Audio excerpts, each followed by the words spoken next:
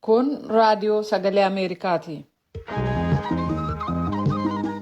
Raadiyoon sagalee Ameerikaa wiixataa qabee amma jimaataatti galgala keessaa sa'a 2:00 jalqabee hanga sa'a 3:00 meetir baandii 22-25 fi 31 irratti Waashintan DC irraa akka dabarsu sagantaa afaan Oromoo amma jalqaba. Fagoof dhiyoodhaa raadiyoo intarneetii saatalaayitii Naayilsaatii fi feesbuukiidhaan kanneen sagantaa keenya hordofaa jirtan dhaggeeffatoonni keenya attam jirtu. Guyyaan har'aa Eebila 19 barrisaas 2021 keessummeessituun keessan har'aan jaallannee gammadaati.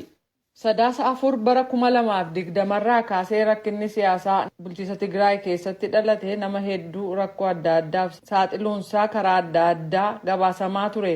Kana irratti gaaffiif deebii hooggantuu garee USAID gargaarsaaf Tigraay keessa jiranii VOA'n haasofsiisee jira gabaasa qabna. Humnootiin mootummaa Somaaliyaa xumura waggaa kanaatti nageenya biyyattii mirkaneessuuf qooda adda durummaa fudhachuuf qophii ta'uu dubbatan.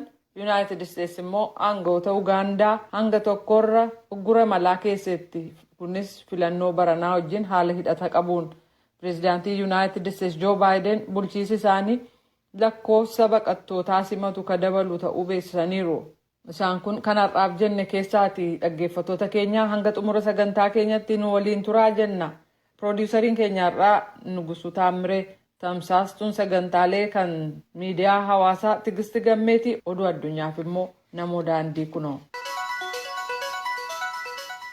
Akka mooltan dhaggeeffattoota keenya oduun har'aaf qabnu kunoo. Bulchiinsa naannoo Amaaraa godina Shawaa Kaabaa keessatti kanneen argaman magaalaalee adda addaa keessatti haleellaalee raawwataman irraa kan ka'e namoonni manaaf qe'ee ofiirraa buqqa'an 250 ka caalan ta'uu waajjirri ittisa balaaf wabii nyaataa godinichaa dubbatee jira. Haleellaaleen raawwataman meeshaalee guguddaan ka deeggaraman jechuudhaan jiraattonni buqqa'aniif mootummaan naannoo Amaaraa ibsee jira.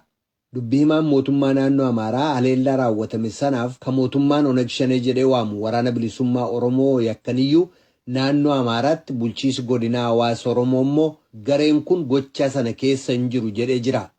Lakkoofsi baqattootaa baay'ee ta'uurraa kan ka'e baqattoota sana deebisanii dhaabuun humnaa ol ta'uu waajjirri ittisa balaaf wabii nyaataa sun dubbatee jira. Kana wajjin walqabatee ajjeechaa buqqisuu uummata Amaaraa irratti raawwatamaa jira jedhan balaaleffachuudhaan hiriirtonni irra addabaabaayii daseetti ba'uun sagalee isaanii dhageessisanii jiru. Kanumaan walqabatee ministeerri ittisaa Itoophiyaa nageenya naannoo mirkaneessuuf jechuudhaan tarkaanfii fudhateen godinaalee Shawaa Kaabaa bulchiinsa hawaasa Oromoo fi Walloo Kibbaa keessatti waaltaa ajaja waraanaa yookaan koomaandi poostii dhaabuu isaa beeksisee jira jechuudhaan Masfin Arraagee Dasee irraa gabaasee jira. Kan Itoophiyaan ijaaraa jirtu hidha laga Abbayyaa ilaalchisee akkaataan itti sabaayimaaleen yookaan miidiyaaleen gabaasan kan itti fayyadama biyyoota dhooqa lagichaa jajjabeessu miti jechuudhaan hayyoonni marii gidduu kana magaalaa Baahirdaar keessatti geggeessametti hirmaatanii fi toora sanaan qorannaa geggeessan dubbatanii jiru. Maddeen oduu tokko tokko dhimma hidha laga Abbayyaa Itoophiyaaf dhimma birmadummaa biyyaa Masriif immoo dhimma jiraachuuf jiraachuu dhabuu taasisanii galmeessuun isaanii haqaaf waloon itti fayyadama bishaanichaa irratti dhiibbaa uumee jiraa jedhu hayyoonni kun. Gabaasaa Asteer Misgaanaw Baahirdaar irraa argite Bafiqaaduu Morodaatu dhiyeessa. Hidhaan guddicha laga Abbayyaa erga jalqabame waggaa 10 ta'eera. Waggaa 10 kana keessatti hidhaan kun Itoophiyaan addunyaa irratti akka caalaa beekamtu gochuu isaa hirmaattonni marii kanaa dubbataniiru. Yuunivarsiitii Baahirdaaritti kutaa gaazexeessummaatii fi quunnamtiitti barsiisaa kan ta'an Dr. Adam Mahammed beektota marii kana irratti hirmaatan keessaa isaan tokko yommuu ta'an achuma Yuunivarsiitii Baahirdaaritti barataa digirii lammaffaa kutaa gaazexeessummaatii fi quunnamtii kan ta'e gaazexeessaan Yohaannis Lijaalam dhaabbileen wal quunnamtii hawaasa addunyaa yookiin miidiyaan dhimma hidhaa laga Abbayyaa irratti uwwisa guddaa kennanus akkaataa gabaasaatii fi fayyadama jechootaa irratti rakkina cimaa agarsiisuu isaanii dubbateera. Qorannoo isaa walgayii Itoophiyaan, Suudaanii fi Ijipt magaalaa Waashingtan keessatti taasisan irratti kan hojjete gaazexeessaan Yohaannis Lijaalam rakkinni gabaasa miidiyaa addunyaa biyyoota araara buusuudhaaf yaalaa jiran irratti dhiibbaa uumuusaa ibseera. Dhaabbileen wal quunnamtii hawaasa addunyaa yookaan miidiyaan yommuu gabaasa dhiyeessan olaantummaa seenaa Ijipti ittuu hin ta'in bifa itti fayyadama waloo biyyoota lagichi keessa dhangala'uu mirkaneessuudhaan ta'uu akka qabu beektonni maricha irratti hirmaatan hubachiisaniiru. Itoophiyaan, Ijiptii fi Sudaan dhimma hidha laga Abbayyaa ilaalchisee yeroo baay'ee mariidhaaf taa'anus amma ammaatti waliigaltee kana jedhamu irraa gahuu akka hin dandeenye waan beekamuudha. Kan dhagaa jirtan raadiyoo sagalee Ameerikaa sagantaa afaan Oromooti. Waraanni Kaameruun namoonni hidhannoo hin qabne yookaan immoo siiviloonni 9 kanneen hidhattoota uummata afaan Ingilizii dubbatu biyyattii keessaa adda baasuuf lolaniin gara baatiilee 2 qabamanii turuu isaanii dubbatan gallakkisiisuu isaa dubbatee jira. Namoota gallakkisaman sana keessaa tokko riphxee loltoota sanaan dararamuu, gurrawwaniif quboonni isaanii irraa cicciramuu dubbatu. Namoonni baay'een arra jarreen gallakkisaman sun firoota isaanii yoo ta'an adda baafachuuf jecha mooraa waraanaa magaalaa uummata afaan Ingilizii dubbatu Bamendaa keessa jirutti wal ga'anii turan. Namoonni butamanii gallakkisaman kun umrii isaanii 16-27 gidduu ta'uu dubbata waraanni Kaameruun. Riphxee loltoonni gama isaaniitiin miidiyaa hawaasummaa irratti deebii kennaniin kan namoota sana bute yakkamtoota malee nu miti jechuudhaan haalanii jiru. Garuu mootummaan deebii isaanii kana hin fudhanne. Magaalaa Kaayiroo gama kaabaatti baaburri hadiida gallakkisee ba'uurraa kan ka'e balaa uumameen yoo xiqqaate namoonni 11 du'uuniif kanneen biroon 98 madaa'uun beekamee jira. Ministeerri fayyaa biyyattii akka jedhutti namoota miidhaman kana gara hospitaala tajaajila hawaasaa 3tti geessuudhaaf ambulaansota 60tu bobbaafame. Otuu baaburichi Kaayiroorraa gara magaalaa Mansuuraatti malaa jiru gaariiwwan baaburichaa 4 hadiida gallakkisanii ba'uu isaaniitiin balaan kun uumamee jedha ministiriin geejjibaa Masrii. Akka maddeen nageenyaa ibsanitti shooferri baaburichaaf qondaalonni geejjiba baaburaa sababaa kanaaf hidhamanii jiru. Rakkoon geejjiba baaburaa Kaayiroo walumaa galatti rakkoo ijaarsaaf haaressamuu dhabuurraa kan maddee jedhu qeettonni. Aangawoonni mana hidhaa Raashiyaa kan nyaata lagachuudhaan mormiitti jiru mormituu siyaasaa biyyattii Alexei Navalny gara hospitaala mana hidhaatti dabarsamuu isaa dubbatanii jiru. Yeroo ammaa kanatti haalli fayyaa Navalny gaariidha. Guyyaa guyyaatti hakiimaan ilaalamaa jira. Waliigaltee isaatiin vaayitaaminiidhaan wallaanamaa jira jechuudhaan tajaajilli mana hidhaa ibsarra baase keessatti himee jira. Deeggartoonni Navalny waa'ee hospitaala mana hidhaatti dabarsamuu isaa ammaaf waan dubbatan hin jiru. Michuun Navalny tokko garuu har'a ganama waa'ee fayyummaa isaa oduu gaarii dhagaa hin jirru jechuudhaan akeekkachiisanii turan. Dhaggeeffatoota keenya oduun har'aaf qabnu kanuma. Kan dhaggeeffataa jirtan raadiyoo sagalee Ameerikaa sagantaa afaan Oromooti. Sadaasa 4 bara 2020 irraa kaasee rakkina siyaasaa naannoo Tigraay keessatti dhalate namoota hedduu rakkoo adda addaaf saaxiluusaa karaa adda addaatiin gabaasamaa ture ammas gabaafamaa jira. Rakkoowwan namootarra gahan furuudhaaf qaamoleen gargaarsaa biyya keessaa biyya alaa qooda fudhataa kan jiran ta'uunis beekamaadha. Kanarratti waa'illi keenya kan afaan Tigree Batira Silxaan gaaffiif deebii hooggantuu garee USAID gargaarsaaf Tigraay keessa jiranii dubbisee jira. Bafaqaaduu Moradaatu dhiyeessa. Akka Emily Daakin jedhanitti gargaarsi naannoo Tigraayitti barbaachisu bifa adda addaatiin hir'ina midhaan nyaataa, bishaan dhugaatii, tajaajila fayyaa, dhimmi qulqullina qaamaatii fi kan kana fakkaatanu hedduu yaaddessaadha. Fedhii jireenyaaf barbaachisaa ta'an guutanii gargaarsa lubbuu baraaruu mirkaneessuudhaa fi dhaabbanni isaanii fi qaamoleen isaanii wajjiniin hojjetanu sochii cimaa gochaa akka jiran kan dubbatan Emily Daakin waa'ee gargaarsa Yuunaayitid Isteetsii fi ga'ee dhaabbanni isaanii taphatee fi taphachaa jiru ibsaniiru. So far, the U.S. government has been able to provide over $305 million in humanitarian assistance. Mootummaa Yuunaayitid Isteetsi gargaarsa namoomaatii fi doolaara miliyoona 300 fi miliyoona 5 ramadeera. Gargaarsi kun namoota qe'ee isaanii irraa buqqa'aniif wabii midhaan nyaataa, bishaan dhugaatii fi fayyaatiif kan ooludha. Maqalee Shireedhaa fi naannoo sanarratti namoota 62,000 fi daawoo yookiin bakka jireenyaa qopheessuun barbaachisaadha. Bakka jireenyaa kana ijaaruudhaafis waan fayyadu pilaastikii addaa Dubaa irraa feenee Itiyoophiyaa galchineerra. Karaa midhaan nyaataatiin qamadii meetirii toonii 600, zayitii nyaataa fi kanneen biraa nyaanni qaama suphuudhaaf gargaaranu dhiyaachaa akka jiru kan dubbatan adde Emiliin namoota 100,000 fi 40,000 fi tajaajilli bishaan qulqulluu akka kennamaa jiru dubbataniiru. Sababa lolaa yookaan walitti bu'uunsaatiin ijoolleewwan maatii isaaniirraa addaan ba'an gargaarsa garee ittisa balaa kanaan maatii isaanii wajjiniin wal quunnamsiisuun akka raawwatamaa jirus dubbataniiru. Emilii Daakiin akka odeeffannoon mootummoota gamtoomanii ibsatti sababa rakkoo Tigraay keessatti uumame kanaan namoota miiliyoonii 4.5 fi gargaarsi adda addaa ni barbaachisa. Karaa biraatiin namoonni gargaarsa barbaadan kun warra biyya keessatti qe'ee isaaniirraa buqqaan qofa ittuu hin ta'in warri lola baqatanii daangaa ce'uudhaan Sudaan keessa qubatan baqattoota 60,000tu jira. Jarri kun hoo gargaarsa USAID argachaa jiru? USAID is supporting refugees in Sudan. We're working with the World Food Program to provide USAID sagantaa midhaan nyaataa addunyaa World Food Program waliin baqattoota Sudaan keessa jiraniif gargaarsa midhaan nyaataa atattamaa dhiyeessaa jira. Gareen keenya daarti garuu warra biyya keessa jiran gargaaruu irratti xiyyeeffatee jira jedhan hoggantuun daarti. Sochii amma ammaatti gareen isaanii Tigraayitti gochaa jiru kan dabalanii dubbatanii adde Emiliin fuula duratti haalli isaan caalaa hamaa ta'e dhufuu yookiin dhalachuu danda'a laata jedhamanii gaafatamaniiru. I think that the work that the US government and USAID has been doing in Tigray has been able to Mootummaan United States fi dhaabbanni gargaarsa United States USAID gargaarsa namoomaa jabeessanii itti fufu. Mootummaan United States uummata Tigraay fi deeggarsa guddaa qaba. Haala jijjiiramaa deemu wajjiniin carraa jiru ilaalaa jirra.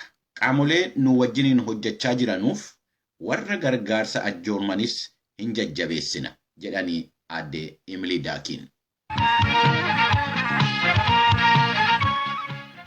Humnootiin mootummaa Somaaliyaa xumura waggaa kanaarratti nageenya biyyaa mirkaneessuuf qooda adda durummaa fudhachuuf qophii ta'uu isaanii dubbatu. Kanas qabeessan Moqdishoo keessatti kan walga'an aangawoonni Somaaliyaaf kan gamtaa Afrikaa ta'uun beekameera. Tuujubee dhiyeessa. Kanneen walga'ii kanarratti hirmaatan bakka bu'oota mootummaa federaala Somaaliyaa, ajajaawwan waraanaa biyyoolessaa Somaaliyaaf gurmuu gamtaa Afrikaa akka Somaaliyaa keessaa kan AMISOM akkasumas aangawoota waajjira deeggarsa tokkummaa mootummootaa akka biyyattii keessaati. Qaamonni kun akkuma kana dura mootummaa ce'umsaa Somaaliyaaf mootummaaf AMISOMiin bara 2018 keessa raggaasifame humnoonni nageenya eegumsa Somaaliyaa dhiyootti qooda hojii nageenya eegumsaa biyyattii harkatti galfatu. Gurmuun gamtaa Afrikaa dhiyeenya maadhee magaalaa Afgooyyee jiru waraana biyyoolessa Somaaliyaatti dabarseera. Torban darbe waraanni biyyoolessaa Somaaliyaa haleellaa Al-Shabaab maadhee waraanaa Awdiiglee kan Moqdishoorraa gama kibbaatti fageenyi kiiloomeetira 75 irratti argamu irratti geggeeffame ofirraa deebisanii jiran. Aangawoonni waraanaa Somaaliyaa akka jedhanitti yoo xiqqaate finxaaleeyyii 76 ajjeefamaniiru. Hoogganaan waraana dargaggoota Somaaliyaa Jeneraal Odoo Waarreeg karoora nageenya eegumsaa haaraa ba'eef cicha gama isaanii jiru ibsaniiru. Anigoo wax allaala iyo wixii ciidamada SNA ku aadan ballan qaadayna hirna gelinayna inay dhaqan galaanna ka shaqaynayna. Humnooti addaa eessattuu yeroo kamiinuu duula geggeessuuf qophee ta'an qabna jedhan. Bayii konfiraansii ijoo ta'e kanarraa argame gita isaanii ka gamtaa Afrikaa waliin ta'uudhaan guutummaatti hojiirra oolchuuf waadaa seenanii garuu michoonni isaanii nageenya eegumsaa kan akka AMISOM cicha haaraa jiru kanatti ilaalcha kennuu akka qaban hubachiisaniiru. Somaaliyaatti jila addaa gamtaa Afrikaaf hoogganaan AMISOM Francisco Madeira akka jedhanitti gurmuun gamtaa Afrikaa qooda gama isaanii ba'a. As the mission gets into the next phase, where AMISOM is expected to gradually transfer security responsibilities. Gurmuun kun boqonnaa lammataatti ennaa ce'u AMISOM itti gaafatama nageenya eegumsaa qalbiidhaan gara humnootii nageenya eegumsa Somaaliyaatti ni dabarsa jedhamee eegama. Karooraaf qindoominni waliin jiru akkasumas ergamni humnaa walgitu hojii jiru bu'a qabeessa akka ta'u godha. Kanaaf yeroo itti barbaachisetti milkaa'inaan naannoo yaaddessaa ta'etti deebii kennuun ni danda'ama jedhan. Haa ta'u malee danqaan siyaasaa kan yeroo ammaa filannoo boodatti harkise tarii ce'umsi kun guutummaan hojiitti akka hin hiikamne danquu malaa jedhu xiinxalaa dhimma nageenya eegumsaa akka ta'an Muhammad Salaa. Security transition plan was approved in 2019. The primary purpose is to Kaayyoon inni duraa itti gaafatama nageenyaa qalbiidhaaf of eeggannoodhaan humnooti biyyoolessaa Somaaliyaatti dabarsuudha.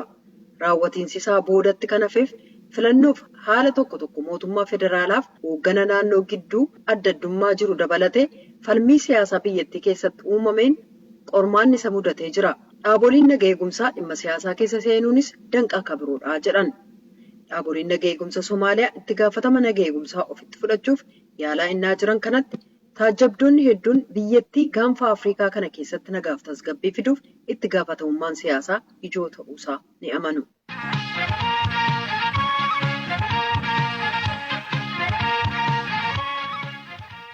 Kan dhaggeeffataa jirtan raadiyoo sagalee Ameerikaa sagantaa afaan Oromooti. Yuunaayitid Isteetsi aangoota Ugaandaa hanga tokkorra uggura imalaa keessa jirti. Kunis filannoo biyyattii keessatti gaggeeffamee ture. Deemsa deemokiraatawaan hin gaggeeffamne ka jedhuun ture. Ugaandaan sanbata darbe deebii laatteen Ameerikaan waan jettu kana ragaan haa mirkaneessituu jetti. Paartiileen mormituu Ugaandaa immoo tarkaanfii Yuunaayitid Isteetsi kana simataniiru. Dubbiimaan mootummaa Ugaandaa Ofuwoonoo Opoondoo akka jedhanitti uggura imalaa Yuunaayitid Isteetsi aangoota Ugaandaarra keesse ifatti beeksisuu qabdi. Garuu ministiriin dantaalaa Yuunaayitid Isteetsi jimaata darbe ibsa baaseen baatii amajjii darbe filannoo pireezidaantii kan Ugaandaa keessatti gaggeeffamee ture. Mirga deemokiraasii fi kabajamuu mirga dhala namaa kan hin eegsisne ture jedha. Uggura viizaa kun namoota Yuunaayitid Isteetsi itti gaafatamoodha akkasumas gocha seeraan alaa gaggeessuun deemsa deemokiraatawaa tuffatan jettee amantu. Kunis filannoo amajjii 14 gaggeeffamee fi duula filmaataa san dura ture keessatti ta'uu ministiriin dantaa alaa Yuunaayitid Isteetsi Aantanii Bilinkan ibsaniiru. Pireezidaantiin Ugaandaa Yoweri Museveni marsaa walittaanan ja'aaf pireezidaantii ta'uun injifatan kan jedhame yoo ta'u, kunis kanneen Museveni waliin dorgomaa turan seeratumaa warra mormitootaa kan akka Baabii Waayeen kan ba'iin filannoo sun wal falmisiisaa akka ta'ee fi filannoo sana keessatti deemsi seeraan alaa gaggeeffamee jira jechuun dubbate dabalatee Museveniin injifatanii filataman jedhama. Bilinkan ibsa baasan kanarratti kaadhimamtoonni mormituu yeroo mara doorsifamaa hidhamaa fi himata tokko malee seeraan ala hidhamaa akka turan ibsan. Kana malees namoota cal jedhanii daandiirra dhaabbataa turan akkasumas deeggartoota mormituu kanneen ajjeefamaniif madaa'an gaazexeessota irratti hokkara dhaqqabeef humnootiin nageenyaa kan mootummaatu itti gaafatamaadha jedhan ibsa baasaniin. Dippiloomatiin sadarkaa olaanaa kan Yuunaayitid Isteetsi kun akka hubachiisanitti tarkaanfileen fudhataman kun hundumtuu heera biyyattiirra akka kaa'ametti kabajamuu mirga dhala namaa lafa kaa'ame hin calaqqisu jedhaniiru. Dubbiimaan mootummaa Ugaandaa Ofuwoonoo Opoondoo tarkaanfii Yuunaayitid Isteetsi fudhatte kana falmuun Ameerikaan aangoota Ugaandaa irratti ragaa qabatamaa tokko hin qabduu jedhan. Himannaan dhiyaate kan waliigalaa adabni isaas kan hunda walitti qabee kunis waan itti amanan faallaadhaa jedhan. Surprisingly, they don't disclose. If they were honest, they should disclose specifically the names. Kan nama ajaa'ibsiisu waan ifatti kaa'an hin qaban. Yoo dhugaa qabu ta'e maqaa namootaa maaltu akka uumameef tarkaanfii aangoonni fudhatan yoo nu ibsan mootummaan qoratee kanneen dhugumaan itti gaafatamoo ta'an adabuu danda'a jedhaniiru. Paartiin mormituu kan Ugaandaa The National Unity Platform jedhamu miseensonni isaa dhiittaa mirga namoomaa dhaqqabeen kan miidhaman waan ta'eef jecha tarkaanfii Yuunaayitid Isteetsi fudhatte simatanii jiru. Dubbiimaan paartii mormituu kanaa Joel Senyonyo akka jedhanitti hidhamtoota siyaasaa kan jedhamanii fi eessa buuteen isaanii kadhabame 700 akka hidhaa hiikamaniif gaafataniiru. We are happy that the international community is beginning to hold Uganda accountable.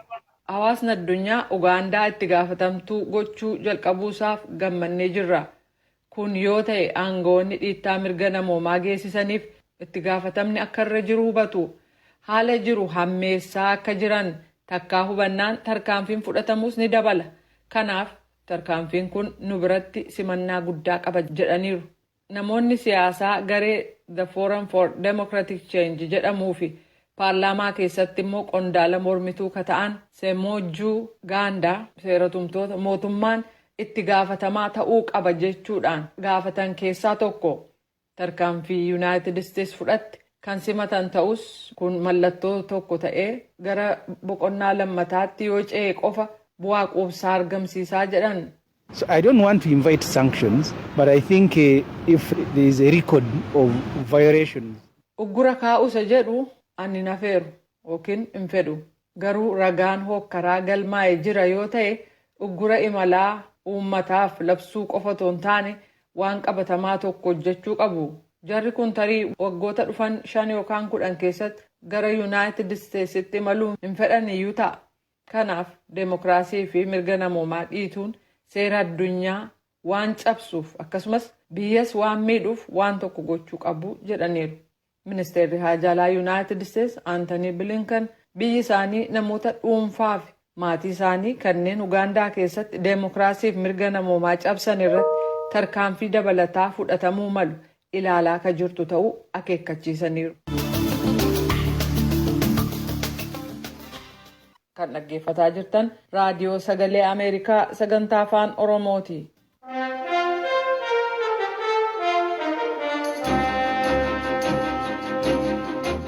Pireezidaantii Yuunaayitid Isteets Joo Baayiden bulchiinsi isaanii lakkoofsa baqattoota biyya isaanii seenanii dhiheenyatti ka dabaluuf jiru ta'uu sanbata darbe beeksisee jira. Garuu waan bal'inaan ibsameetu hin jiru. Joo Baayiden Delawareerraa oduu gabaastotaaf kan ibsan tuujubee dhiyeessa. Rakkoon ture baqattoota kanneen dargaggummaatti naannoo daangaa seenanii waan lama wal faana hojjechuu hin dandeenyu garuu lakkoofsa baqattootaa dabaluuf deemnaa jedhan Pireezidaant Baayiden. Jimaata ganama Baayiden ajaja sadarkaa olaanaa kan lakkoofsa baqattootaa bara 2021 Ameerikaa seenanii 15,000 ta'ee akka turu mallatteessan. Lakkoofsi kun kan bulchiinsa pireezidaantii duraaniitiin labsame haa ta'u malee michoota isaanii Dimookiraatotaa biraa qeeqisa dhaqqabuusaa Waayit Haawus boodarra beeksise. Ajaja sadarkaa olaanaa sana keessatti Baayiden karoora pireezidaantii duraanii kan lakkoofsa baqattootaa seenaa keessatti gad xiqqeesse caamsaa 15tti akka ol ka'u karoorsuu isaanii ibsan. Sababa rakkoo namoomaaf dantaa biyyoolessaaf lakkoofsa kan 15,000 ta'ee turuun kasirnaati jedhanii turan. Haa ta'u malee ajaji sadarkaa olaanaa sun itti dabaluun akka jedhetti lakkoofsi duraan ture xumura waggaa bajataa dura 15,000 geenyaan sana booda akka barbaachisetti murtiin pireezidaantii labsamuu mala. Ajaji sun sanatii keessaa sadarkaa lammaffaarra ka jiran senatar Dick Durbin biraallee qeeqa kan dhaqqabsiise yoo ta'u lakkoofsa baqattoota Ameerikaa haa seenan jechuun murtaa'e fudhataman qabu jedhan. Rakkoo baqattummaa bara keenyaa innaa ilaalu lakkoofsa baqattootaa 15,000tti murteessuuf sababaan hin jiru jechuudhaan Durbin pireezidaant Joo kun waan ta'u miti jechuun ibsa baasanii beeksisaniiru. Qeeqa sanatti aansuudhaan dubbii himtuun Waayit Haawus Jeen Saakii labsii Baayiden duraanii irratti burjaajiin hangi tokko tureera. Pireezidaantiin lakkoofsa baqattootaa ni dabalu jedhamee eegamaa ture. Garuu lakkoofsi baqattootaa haaraa Yuunaayitid Isteetsiin seenanii hagam akka ta'e hin dubbanne. Akka ajaja Baayiden mallatteessanitti bulchiinsi isaanii akkuma kanaan Afriikaarraa baqattoota 7,000, Laatiin Ameerikaarraa 3,000, Awurooppaa fi Eeshiyaa waaltaarraa 1,500, giddugaleessa bahaa fi Eeshiyaa kibbaarraa 1,500 fi Eeshiyaa bahaarraa 1,000 ramadee jira. Kanneen hafan 1,000 haalli jiru ilaalamee murtaa'a. Akka galmee dhiyeenya bahetti caamsaa bara 2021tti onkoloolessa tokkoo qabee baqattoonni 2,000 Yuunaayitid Isteets keessa akka qubatan ta'eera. Lakkoofsi kun kan bara 2016 baqattoonni 85,000 seenan waliin innaa ilaalamu xiqqoodha. Kan Baayiden baatii 2 dura akka raggaasifamuuf koongiresiif dhiyeessan 62,000 irrallee xiqqoodha. Saakiin jimaata darbe akka jedhanitti karoora Baayiden ka duraa 62,500 isa kana dura ture waliin simu jedhan. Yuunaayitid Isteetsitti bakka bu'aan dhaaba baqattootaa ka tokkummaa mootummootaaf biyyoota Kaaribiyaan Maatiyuu Reenaalds ibsa jimaata darbe kennaniin dhaabi isaanii lakkoofsa kana dabaluuf hanga caamsaa 15tti yeroon kennamuuf karoorsamuu isaatti jajjabaatee jira. Ameerikaa keessaa nagaaf kabajaan deebisanii jireenya isaanii jalqabuuf waggaa kana carraa ni argatu. Baqattoota qubsiisuun lubbuu namaa badii oolchaa jedhan. Kirish Omaaraa Vingaaraaj pireezidaantii tajaajila baqattootaaf immigireeshinii kan Luuteraan akka jedhanitti dhaabi isaanii tarkaanfii Baayiden imaammata baqattootaa Yuunaayitid Isteets qabu keessa deebi'ee xiinxaluusaa galateeffatanii garuu immoo bulchiinsichi seenaa keessatti lakkoofsa baqattootaa gad xiqqeessuuf kan pireezidaantiin duraanii kaa'an akka jirutti dhiisuun akkaan nu gaddisiiseera jedhan. Bulchiinsi Tiraamp sagantaa qubsuma kanaa akka bittinnaa'etti hambisuun dhugaa jiru ta'us kan ajaji kun eeyyamu caalaa maatiiwwan itti dabalaa gargaarra ka jedhu ofitti amantaatu nutti dhaga'amaa jedhan Vingaraaj. Baayiden akka seerri eeyyamutti karoora isaanii baatii 2 dura lakkoofsa baqattootaa akka ol ka'u koongiresiif erganii turan. Uggura Tiraampiin kaa'ame kan kanneen waraana jalaa dheessan dabalatee lakkoofsa baqattootaa heddumminaan as dhufanii ilaalchisuun kaa'ames hambisuu barbaadu Baayiden. Tarkaanfiin pirezidantiin fudhatu koongiresiin mirkaneessuu eeguun qabu. Pirezidantoonni duraanii lakkoofsa baqattootaa erga koongiresiitti beeksisanii yeroo xiqqoo booda labsu. Bulchiinsi Baayiden kana gochuu dhabuusaaf qeeqirra ga'ee jira. Mark Hetfield pirezidantii hawaasa gargaarsa koolugaltoota Hibruu dhaaba gargaarsa namoomaa sadarkaa addunyaa kan juushotaa yoo ta'an, dhaabi kun baqattootaaf kanneen biyyoota 16 irraa dhufaniif dahata siyaasaa gaafataniif tajaajila kenna. Hetfield akka jedhanitti Baayiden waadaarra deebi'uun seenan kan lakkoofsa baqattoota as seenanii waggaa kana oolan kaasa jedhan cabsan jedhan. Addunyaan yeroo ammaa caalaa tajaajila baqattoota qubsiisuu hin barbaaddu jedhan Hetfield.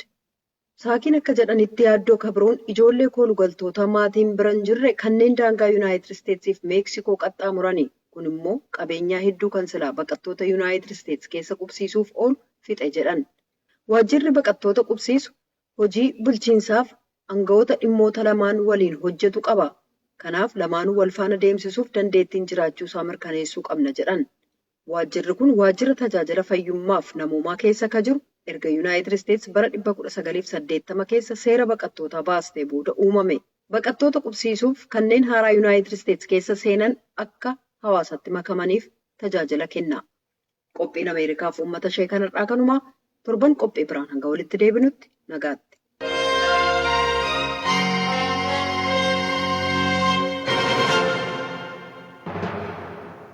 Raadiyoon Sagalee Ameerikaa galgala keessaa sa'a 2:00 jalqabee hanga sa'a 3 meetirbaandii 22, 25 fi 31 irratti wiixataa hanga jimaataatti qophii afaan Oromootiin dabarsu asirratti raawwata. Qophii boruutiin walitti deebinaa nagaatti bulaa. Amma sagantaa afaan Amaaraatu itti fufa.